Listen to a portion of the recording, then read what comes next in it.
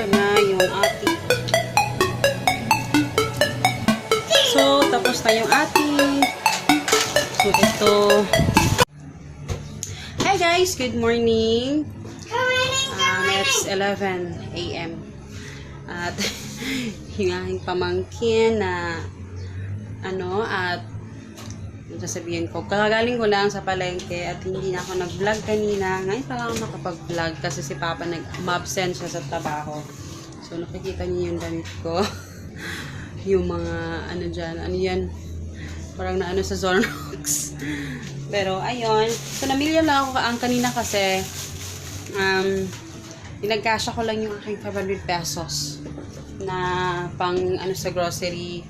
Kasi yun lang yung natira kasi yung last nung bumili ako ng chicken, medyo marami yung binili ko kaya yun. Ayan. So ito yung chicken, tingnan nyo. So meron pa akong natira na manok. Actually nag-meal pa ako kahapon up to kahapon up to 25. Tapos yun kagabi inulam na namin yung isda. Nyo si Papa nag-defrost. So, yung mga tubig, nalagyan ng mga tubig yung mga pansit at dito. My goodness. Tapos, ayan, ito yung mga talong na binigay sa akin ng aking mother-in-law. Ayan, ito, tingnan nyo yung okra. Akala ko nga sili to. Ito yung binigay sa akin na okra ng aking mother-in-law. So, ayan. Pero actually, masarap to na okra, guys. Napaka niya. Wala siya yung mga buhok-buhok. Ayan. Tapos yun. Tapos ito gulay to guys. Diyan ko na lang inalagay. Hindi ko na siya ginuha sa kanyang mga kasi medyo marami siya.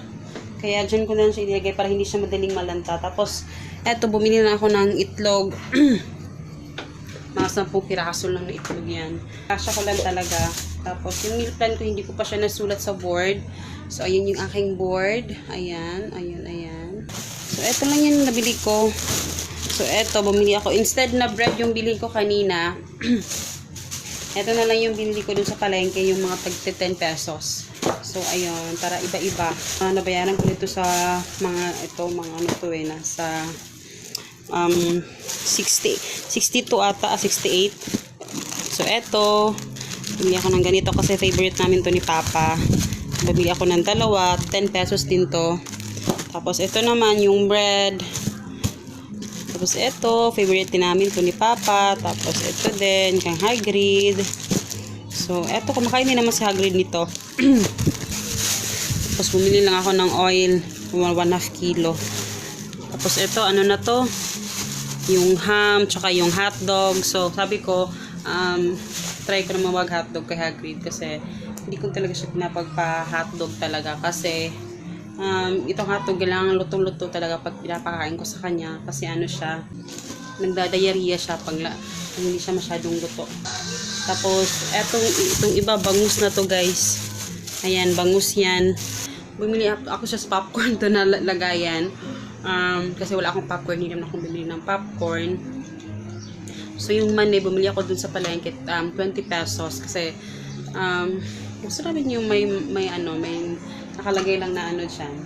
So, minsan lang kasi ako bumili ng mani pag nakakapunta ako sa palengke. So, yun. Tapos, si Papa umalis kasi actually, kayo nagpahilot na siya kasi masakit yung dibdib niya. Para siyang parang ng hangin. Hindi ko alam yung Tagalog doon. Pero, ayun.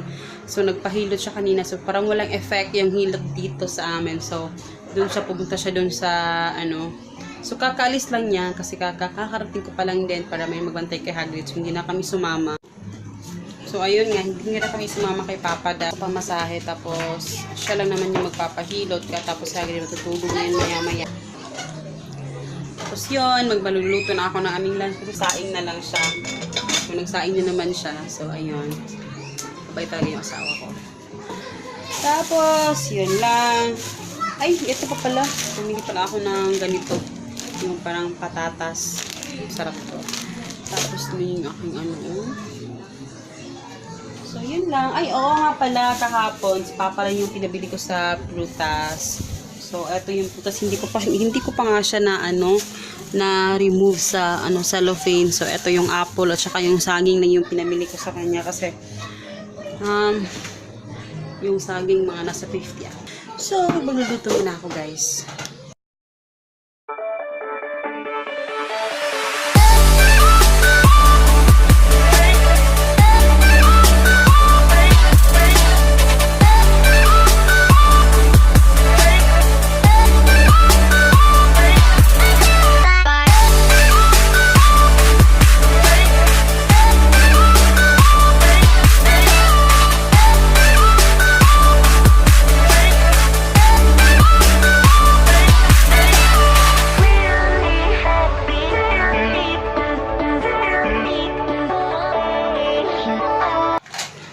So, ito, lagay na natin sa, sa refrigerator. Ayan. Hindi naman kailangang frozen yan eh. Okay na yan dyan. So, yan. Alam nyo, mas masarap pa itong ham sa palengke kaysa sa ham sa mall. 20 pesos lang yan. Ito din, 20 pesos din to. So, ayan. Ito yung ating bangus. Itong bangusin. So, ayan. Pinalinis ko na siya. Nasa 150 ata ito, guys. So, ayan. Medyo marami na rin. So, okay na yan. So, ito na yung ating isda. So, ito na yung ating isda. So, tatlo yung nagawa ko. So, ilalagay natin to sa refrigerator.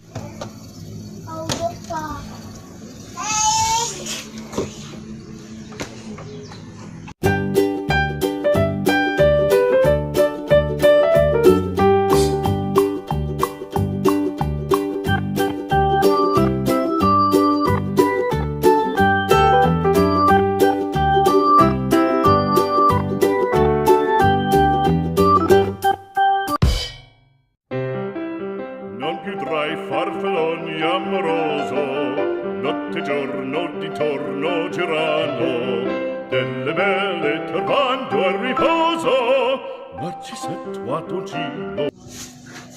Tapos guys, yun sa mga nagtatanong kung ano yung ang ingredients inilalagay ko sa aking tinola. Kasi magte-tinola ako ngayon. So, ayan. So, eto lang yung ginagawa ko guys. Nagpapainit ako ng tubig. So, kailangan ko pakuluin yan. At kailangan nating takpan ng ating mahiwagang takip. Ayan. Tapos, kamatis, syempre. Tapos, yung ating onion, garlic ba? Tapos, etong luya. Tapos, ano pa ba? Spring onion. Tapos, tanglad. Ang luya lang guys, hinuhuli ko lang siya kasi baka umanghang. So baka hindi makakain si Hagrid. So ayan, yan lang yung ingredients natin. So eto na guys, pag hindi siya nag-focus, focus. Hindi siya nagpo-focus talaga. So ayan, eto na yung ating kamatis. Hindi ko na lang in-slice ko siya pero hindi ko siya inano lahat. So ilalagay ko lang to dito. Mamaya ko na pala ilalagay yung isda guys pag medyo kumulo na siya. Tapos yung ginger maya na lang natin yan kasi mamaya pa lang naman yan ilalagay natin. Pero mas masarap to guys pag ang inilalagay natin is yung talaga. Ang tawag doon. Pechay. Yung ilalagay dito mas masarap. Kaso wala akong pechay, hindi ako nakabili ng pechay kaya ayan. Yan lang muna. Tapos ito yung ating tanglad na kinuha ko lang doon. May tanim akong tanglad doon sa sa side ng aming bahay pero please lang. Tapos yun, ito yung ating konti lang kasi hindi ako bumili ng tanglad kanina. Tapos yun, tapos may tanim din ako doon na malunggay pero hindi pa siya ganun kalaki. Pero ayan, ang ating tanglad. Actually, ilang beses pa yung kinuha yung tanglad na yan. Pero ayun. Tapos ilalagay natin to kasama doon sa water natin. So ayan, ilalagay ko lang siya dito guys. Ayan, so malapit na siyang kumulo. Antayin na natin konti. Para konti kulo lang naman. Tapos ilalagay na natin yung isda. Tapos pala lang kayo, maglagay kayo ng konting paminta. Tapos yun. Pero ang mas nakakapagpalasa talaga is yung ito. Yung ating ginger, yun talaga. Pero hinuhuli ko lang talaga siya guys para at least parang may ano ba? May ano lang. May surprise lang na lasa, parang gano'n. Charot, surprise. Kagabi yata. Na-upload ko na yung ating message. May nag-message sa atin sa ating Facebook page. So, sinagot natin. Actually, ano pa yun guys? August pa yun. Karati ko na kasi pinagpapaliban. Pero hanggang sa nakakalimutan ko na lang siya. Dito sobrang kabisihan. Pero, ayun. Finally, naisigat ko na rin siya at maraming huwag kayong makalimot guys na magbigay niyo yung mga advice. Siyempre, mahalaga rin yung mga advice niyo kasi kailangan niyo talaga ng mga kasi yun talaga yung hinihingi niyo. So, yun. So, comment kayo dun guys. Siguro ilalagay ko yung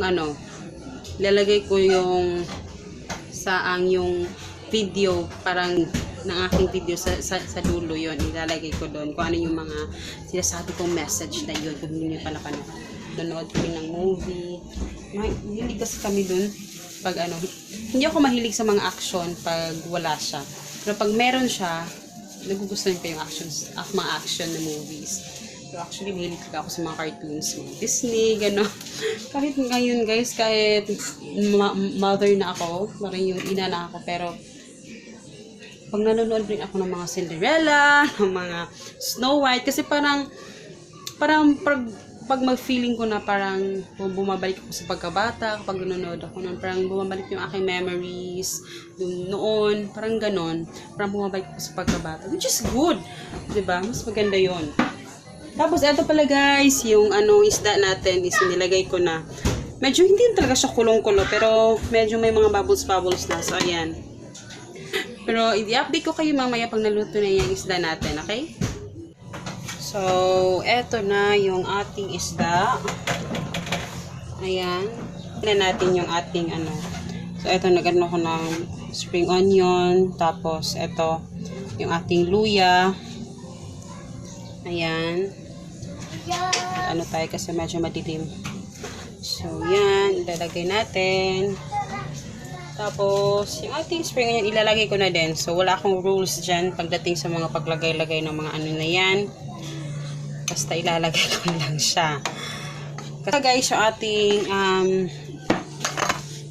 wala akong nakitang ibang gulay, so wala akong choice. So, eto, alugbati. Medyo konti lang yung alugbati. So, minimix ko lang siya dyan, guys, para diretso ko na siyang ilalagay dun sa ating, ating isda. Tapos, ito malunggay. So, dito sa ating isda. So, ayan. Saka ko pa lang yan titimplahan, guys. So, tapos na yung ating tinola. So, eto na yung ating tinola, guys. Hindi yung aking tiya. Yung tinola natin tapos na. So, ayan. So, kakain na kami. Hanggang mauuna na kami kumain kasi alas 12 na. So, si Papa mamaya na lang siya kumain. Tapos yun. Kain tayo guys. Mula sa Benjola Rafi ay magtutungo naman yung grupo sa Luneta kung saan tatanungin nila yung kailang araw ng protesta.